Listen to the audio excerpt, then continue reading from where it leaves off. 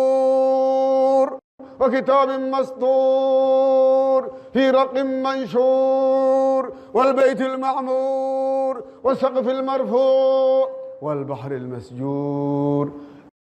إن عذاب ربك لواقع ما له من دافع. markii rabbigeena subxaanahu wa tacaala arrimo waaweyn khalqiisa ka mid ah markuu ku soo dhaartay ayuu rabbigeena u yidhi inna cadaaba rabbika na muxamedow rabbigaada cadaabkiisa la waaqicun kii dhacay waaye maa lahu min daafin qofka hor ka tegi karana ma jiro qofka hor imaan karo oo reebi karana ma jiro. sayidina cumar markii aayaddan akhriyay waa dhacay khalaas. ikhwaani rabbigeena subxaanahu wa tacaala qur-aankan aan ugu cabsano arrin qur-aanka sida aan ka dayno qur-aanka inaan isku yeelno qur-aanka inaan jeclaano qur-aanka inaan bal horta wax kas bal dadaab aan